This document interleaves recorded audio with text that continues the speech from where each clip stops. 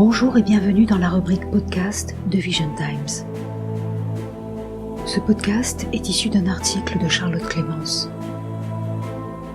Aujourd'hui, nous allons aborder un aspect effarant du prélèvement forcé d'organes en Chine, révélé par l'Organisation mondiale d'enquête sur la persécution du Falun Gong, la WOI-PFG. Ce rapport établit un lien entre le prélèvement d'organes sur des nourrissons et les familles de l'élite du PCC. En effet, dans ce rapport détaillé, une véritable industrie, allant de la conception d'enfants par insémination artificielle forcée sur des femmes en captivité, afin que les nouveau-nés issus de cette industrie puissent servir de banque d'organes. Ces informations effarantes défient toute éthique et vont complètement à l'encontre du respect de la vie. Pourtant, l'État, l'armée participent ensemble à cette industrie diabolique. Un rapport établit un lien entre le prélèvement d'organes sur des nourrissons et les familles de l'élite du PCC. Wang Jiyuan, directeur de l'Organisation mondiale d'enquête sur la persécution du Falun Gong, la WOI-PFG, a révélé un crime inhumain lors d'une interview exclusive accordée à Vision Times. L'existence d'une industrie de prélèvement d'organes sur des nourrissons menée par l'armée du Parti communiste chinois, PCC. Ce crime odieux implique les intérêts privés des familles de l'élite de Zhongnanhai et sert un projet sinistre visant à aider les hauts fonctionnaires à prolonger la vie jusqu'à 150 ans. La WOI-PFG appelle à la désignation du Parti communiste chinois comme organisation terroriste d'État et exhorte la communauté internationale à lancer immédiatement une enquête approfondie. Le rapport spécial de la WOI-PFG a révélé le prélèvement d'organes sur des nourrissons. Le dernier rapport d'enquête spéciale de la WOI-PFG révèle que les hôpitaux militaires du PCC ont initié des expériences de transplantation d'organes sur des nourrissons il y a plus de 10 ans et ont récemment surmonté des obstacles techniques, entrant dans une phase de mise en œuvre à grande échelle. Grâce à plus d'une décennie d'expérience approfondie de prélèvement d'organes sur des êtres humains vivants, ils ont réalisé cette avancée technique, a déclaré M. Wang à Vision Times. La WOI-PFG se consacre depuis longtemps à révéler les crimes du PCC en matière de prélèvement d'organes sur les pratiquants de Falun Gong. En utilisant des méthodes d'enquête telles que les enregistrements téléphoniques, les fuites internes et les recherches dans les archives. M. Wang a révélé lors de l'interview que le dernier rapport spécial provenait de sources multiples. Nous disposons d'enquêteurs de la WOI-PFG en Chine continentale, de sources internes fournissant des informations et de rapports d'individus intègres au sein du système. Contrairement au rapport d'enquête exhaustif publié le 13 septembre, intitulé « L'augmentation des transplantations d'organes sur les enfants et les nourrissons chinois », ce rapport se concentre spécifiquement sur les prélèvements d'organes sur les nourrissons et les jeunes enfants et vise à lancer un avertissement mondial urgent. Ce fléau est totalement atypique, totalement différent de ce que les gens perçoivent de la transplantation et du prélèvement d'organes, a souligné M. Wang Jiyuan. Les principales preuves du rapport comprennent des informations internes sur des bases secrètes, des dossiers internes d'hôpitaux militaires et des détails techniques rapportés par des individus au sein du système. Je cite, « Ils ont emprunté une voie encore plus perverse, utilisant des nourrissons et des jeunes enfants. Allant jusqu'à la conception d'enfants par l'insémination artificielle sur des femmes en captivité pour créer cette filière industrielle. C'est tout simplement diabolique, a critiqué Wang Jiyuan. Longévité des élites et intérêts de haut niveau. L'enquête de la WOI-PFG révèle que la transplantation d'organes est devenue l'activité hospitalière la plus rentable. Après avoir perdu les revenus des vaccins et des tests d'acide nucléique après la Covid, les familles de l'élite rouge du PCC se sont tournées vers l'expansion du marché de la transplantation, avec l'assentiment, voire la participation du gouvernement.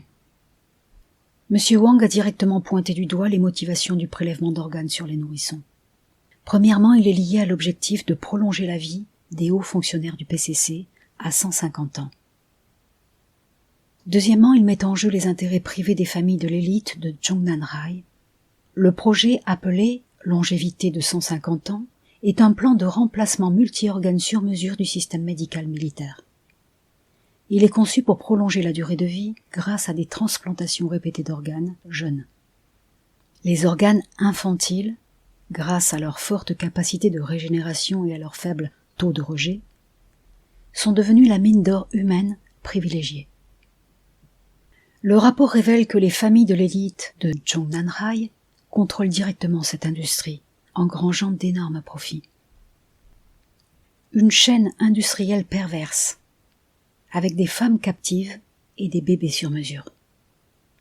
Le rapport détaille le cœur de l'industrie du prélèvement d'organes infantiles. Femmes captives et insémination artificielle. Ces femmes captives proviennent d'arrestations illégales. Nombre d'entre elles sont soupçonnées d'être des pratiquantes de Falun Gong. Mais il pourrait également s'agir de femmes achetées, trompées et victimes de trafic, a déclaré Wang Jiyuan. Le rapport précise que ces femmes sont détenues dans des bases secrètes, contraintes de subir plusieurs grossesses chaque année par insémination artificielle, avec du sperme de donneurs sélectionnés afin de garantir la compatibilité sanguine avec les receveurs, réduisant ainsi les taux de rejet de greffe. Le rapport révèle également que l'ensemble du processus de la captivité à l'accouchement, en passant par la fécondation, est contrôlé par l'armée et le milieu criminel, avec l'aide de bases secrètes au Shandong, au Henan, au Sichuan et dans d'autres régions. Les nourrissons sont utilisés comme donneurs immédiatement après la naissance. Certaines procédures étant accélérées par un accouchement prématuré afin de fournir des organes plus rapidement. Cela illustre comment ces nourrissons sur mesure sont conçus comme source d'organes dès le stade embryonnaire. Avancée technique, le coût sanglant de décennies d'expérimentation sur des humains vivants. La transplantation d'organes sur des nourrissons est extrêmement complexe sur le plan technique, avec des taux d'échec élevés dans le monde pédiatrique. Cependant, les hôpitaux militaires du PCC ont récemment annoncé des améliorations significatives des taux de réussite. Le secret résidant dans des expérimentations massives sur des humains vivants. Wang a notamment souligné « Les organes des nourrissons, des jeunes enfants ou des fœtus sont petits, dotés de vaisseaux sanguins fragiles, et leur transplantation pose des défis techniques considérables. Sans une expérience approfondie sur des humains vivants, un tel niveau de progrès serait impossible. » Wang a retracé l'histoire sanglante de ces avancées techniques. Je cite. « Depuis fin 99, la Chine a arrêté un grand nombre de pratiquants de Falun Gong et procédé à des prélèvements d'organes à grande échelle. Cela a créé les conditions propices à des expériences sur des êtres humains vivants.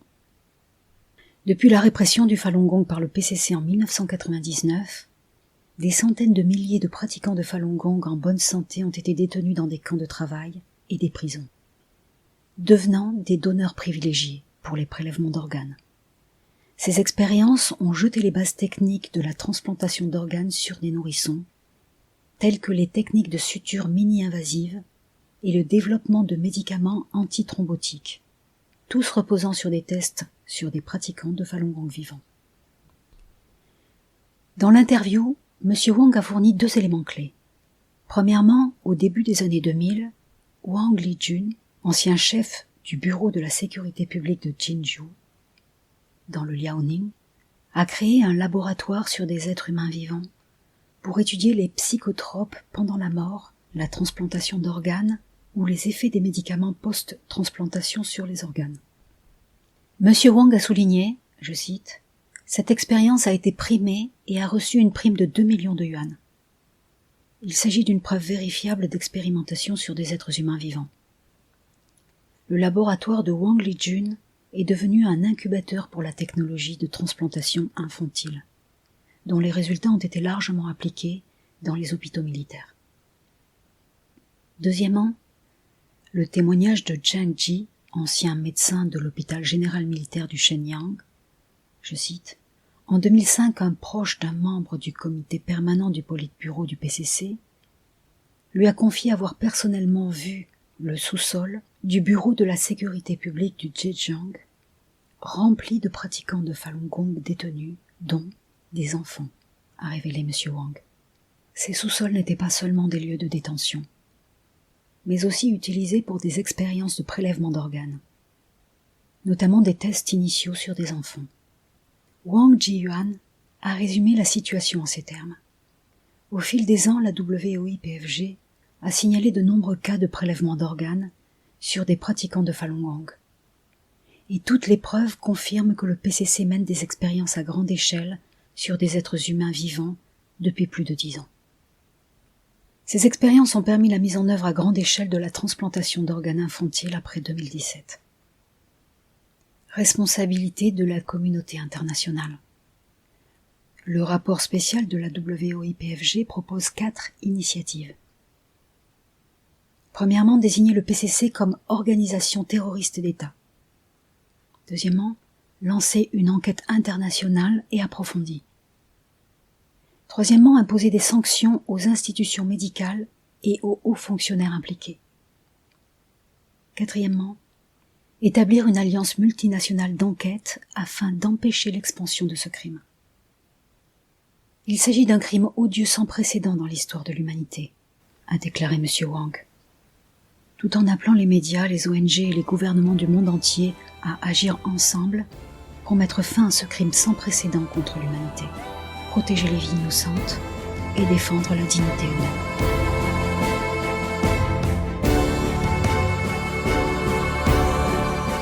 Merci d'avoir écouté ce podcast. Et s'il vous a plu, n'hésitez pas à le partager. Vous pouvez nous retrouver sur Spotify, Hardcore. L'extrait de musique que vous avez écouté nous est gentiment offert par l'artiste Tony Chen, que vous pouvez retrouver sur YouTube.